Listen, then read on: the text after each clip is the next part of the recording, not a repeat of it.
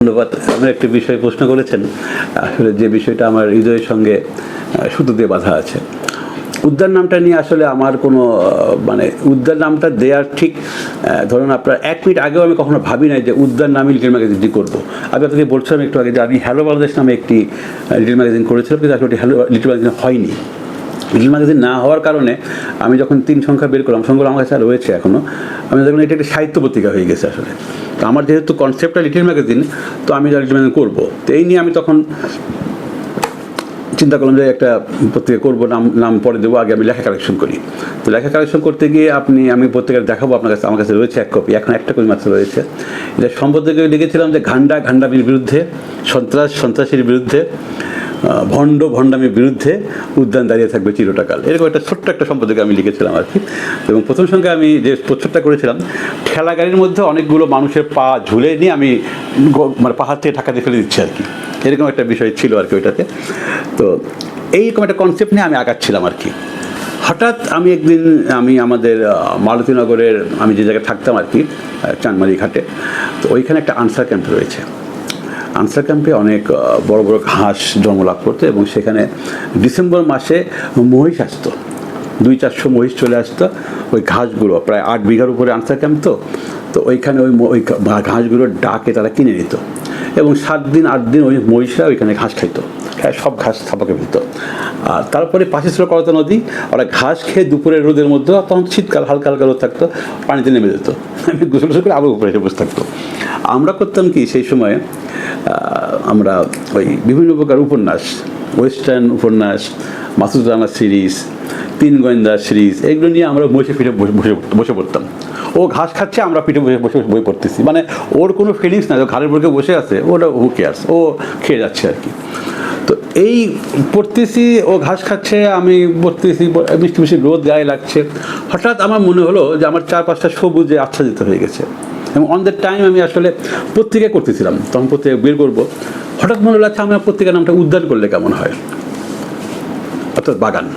আমি যেহেতু বাগানে বসে আছি মহিষের পিঠে, বাগান করলে কেমন হয়। তো এখান থেকে আসলে মূলত উদ্যান নামটা আমার চিন্তা করা, এবং পরবর্তীকালে এই নামটাই, এবং আমি 2বার উদ্যানের মাস্টার হেড চেঞ্জ করেছি আর কি। প্রথম যখন বগুড়ায় বের করতাম তখন এক ধরনের এটা ছিল আর কি, যেহেতু পত্রিকাটির বয়স 28 বছর হয়ে গেছে আর কি। তো 28 বছর আগের যে মাস্টার হেডটি ছিল ওইটা আমি চেঞ্জ করে, এখন আমার যিনি বর্তমানে নির্বাহী সম্পাদক আছেন, হাসানুর রহমান সুমন, তার নামটি না বললেই নয়, সে আবার মাস্টার হেড চেঞ্জ করেছে। এখন এটা চলছে, পরবর্তী যে ইস্যুগুলো আমার বের হয়েছে সেখানে এটা চলছে আর কি। খুব সূক্ষ্ম একটি বিষয় কাজ করে লাবণী, আপনাকে বলে রাখি, এক একজনের সম্পাদকের রুচিটা এক এক রকম। ধরুন আপনি এই মুহূর্তে একটি লিটল ম্যাগাজিন সম্পাদনা করছেন, এটি আপনি আপনার মতো চিন্তা করবেন যে আমি আসলে এখানে এই করতে চাচ্ছি। যেমন ঢাকা শহরে অনেক মোটা মোটা লিটল ম্যাগাজিন বের হয়, যদিও লিটল ম্যাগাজিনের চরিত্রটা তো মোটা নয়।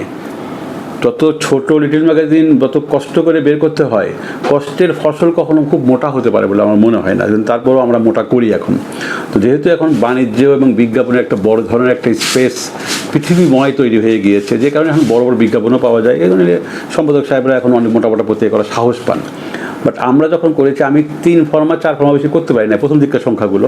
আমি শুধু একটি সংখ্যায় ঢাকায় এসে করেছি 17.5 ফর্মা, যেটি প্রবন্ধ সংখ্যা। এর বাইরে আমার সবগুলো সংখ্যায় 4 ফর্মা 5 ফর্মা বেশি করি নাই। কেন করি নাই? যে এটা একটা চরিত্র আছে আসলে। আমি যদি মানে বিগ ম্যাগাজিন করতে যাই, তো বিগ ম্যাগাজিন আর লিটল ম্যাগাজিনের মধ্যে তার নামটা তাহলে তো একরকম হলো না। তো বিগ ম্যাগাজিন করবো আর মানুষকে বলে পাবো দিস ইজ লিটল ম্যাগাজিন, আসলে তা হয়তো হয় না আসলে। তো ওই চরিত্রটা আমি বজায় রাখার চেষ্টা করছি। আর লেখা বাছার ক্ষেত্রে যেটি বলেছেন, আমি আসলে কখনোই ওই ধরনের চিন্তা করি নাই যে আমি এটা করবো না, ওটা করবো, ওইরকম না। আমি কিন্তু প্রথমে আগে চিন্তা করি, যেমন আমি আমার আপকামিং যে ইস্যুটা বেরোচ্ছে আমার, এটি হলো কবিতা সংগ্রহ সংখ্যা। কবিতা সংগ্রহ সংখ্যা নামটা একটু কেমন বিদ্রোহ নাম আর কি। সংগ্রহ বলতে কি, আমি ধরুন আমি 20 জন কবিকে আমি ফোন করলাম, বা এখন যেহেতু ডিজিটাল যুগ, আমি হয়তো মেসেঞ্জারের মাধ্যমে নক করলাম যে 5টি কবিতা পাঠান, 5টি কবিতা পাঠান, আমি এটা উদ্যানে ছাপবো। তো তারা বলে যে 5টায় ছাপা হবে, তাহলে জিজ্ঞেস করে, তাহলে না, একটা ছাপা হবে। In between 5 1 I will be select. কারণটা কি? কারণটা হলো আমার ভালো লাগবে কোনটা, চয়েসটা হচ্ছে আমার। এটা অনেকটা বলা যায় যে আপনার অনেকটা প্রেমের যে বিষয়টা থাকে ওইরকম আর কি। যে অনেকগুলো মেয়েকে কলেজে দেখছি আমি, বাট একটা মেয়েকে আমার ভালো লেগে গেছে, তখন আমি করি, তখন ওই জায়গায় আমি সময় দিই যে যদি আমি এটাকে যদি আমার মতো করে পেয়ে যাই আর কি। তো এই যে বিষয়টা, এই জায়গাটা কিন্তু আসলে মূল জায়গা বলে আমার মনে হয়েছে আর কি। তো কবিতার ক্ষেত্রে আমি ঠিক তাই করি। আমি যদিও কবিতা অত ভালো বুঝি না, যেটুকু বুঝি, আমার যেটুকু স্বল্প জ্ঞান রয়েছে সেটি দিয়ে আমি ওই 5টার মধ্যে থেকে আমি একটি বাছাই করি। যে কারণে আমি এবারে যে সংখ্যাটা বেরোচ্ছে এটি 56টি কবিতা রয়েছে বাংলাদেশ এবং ভারতের কবিদের নিয়ে আর কি। এটি 1 বছর আগের আমার প্রজেক্ট আর কি, এটি ছিল আর কি। কিন্তু আমি এই সামনে বাংলাদেশের প্রেক্ষাপট এবং রাজনৈতিক যে ডামাডোলের মধ্যে দিয়ে চলে গিয়েছে বাংলাদেশ, এখন বাংলাদেশ একটা স্ট্যাবল অবস্থায় আসতেছে ধীরে ধীরে, এখন আমি এটাকে বের করবো। বাট ওই সময় আমার সমস্ত লেখা করে কালেকশন করা হয়ে গিয়েছিল আর কি, এবং বাছাই করা হয়েছিল, সম্পাদনা করা হয়েছিল, সম্পাদকীয়ও লেখা হয়ে গিয়েছিল। ইভেন প্রচ্ছদ করে আমি প্রচ্ছদ ডিসপ্লেও করেছিলাম ফেসবুকের মাধ্যমে যে আমার এই সংখ্যাটি আসছে আর কি। তো এটি আমরা এখন আমি এভাবে করি আর কি। যেমন প্রবন্ধ সংখ্যা যেটি করেছিলাম আমি এটি না বললেই নয়, এই জন্য প্রবন্ধ সংখ্যাটি ভারতে প্রচুর বিক্রি হয়েছে, বাংলাদেশে গণ উন্নয়ন গ্রন্থাগার 70 কপি কিনেছে, জেলার গ্রন্থাগারগুলো কিনেছে পত্রিকা, এবং ওইটি বইমেলাতেও প্রায় 100 কপি বিক্রি হয়েছিল। এবং আমি প্রথমবারের মতো কোনো লিটল ম্যাগাজিন, এটা বলা ঠিক নয় যদিও এখানে বলছি, আমি কোনো কপি 500 কপি ছাপিয়েছিলাম।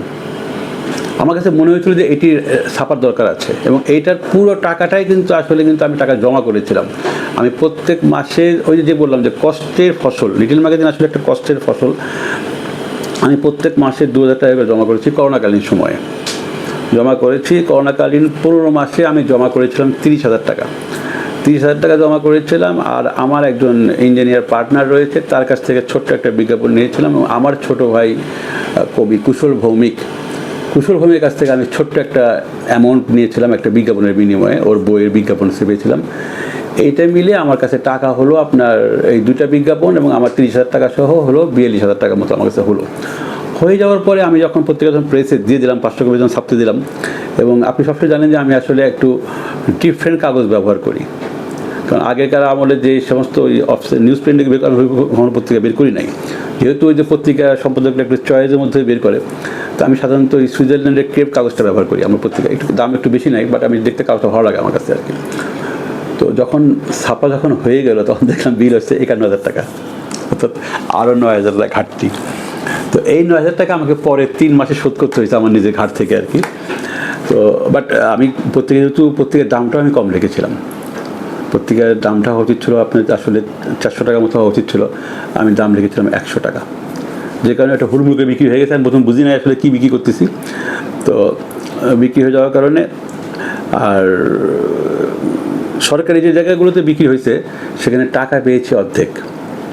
ধরুন 20,000 টাকা তারা আমার কাছ থেকে পত্রিকা কিনে নিয়ে গেছে, তারা 10,000 টাকা আমাকে চেক দিয়েছে।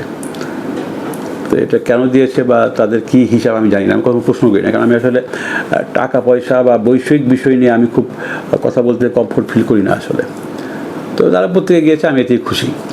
তো রিসেন্টলি আমাদের এক বন্ধু বলতে আমাদের এক পরিচিত বন্ধুই বলা চলে আর কি, উনি কোনো একটা অনৈতিক বিষয়ে তার নামটা জড়িয়ে গেছিলো আর কি।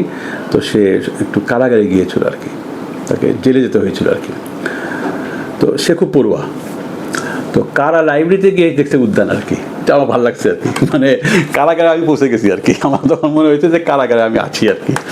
তো এইটি একটি আমার কাছে খুব ভালো লেগেছে আর কি। তো এই বিষয়টা আর কি এরকমই, যে উদ্যানটা আসলে এইভাবেই মানে আমি করি আর কি, যে আমার ব্যক্তিগত চয়েস থাকে। যেমন আমি এই সংখ্যাটা হওয়ার পরে আমি একটি ইন্টারভিউ ইস্যু করব, আমি 3 থেকে 4 জন কবির মানে সাক্ষাৎকার নিব। তো কাদেরকে নিব আমি আসলে এইটাই আজ পর্যন্ত আমি বাছাই করে উঠতে পারি নাই।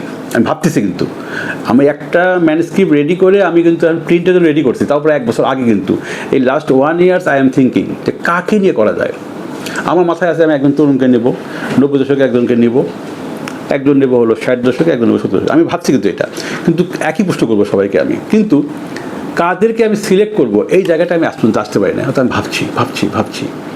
এই যে ভাবনার জায়গাটা, এটাই আসলে লিটল ম্যাগাজিনের সম্পাদকের মূল কাজ। ধন্যবাদ।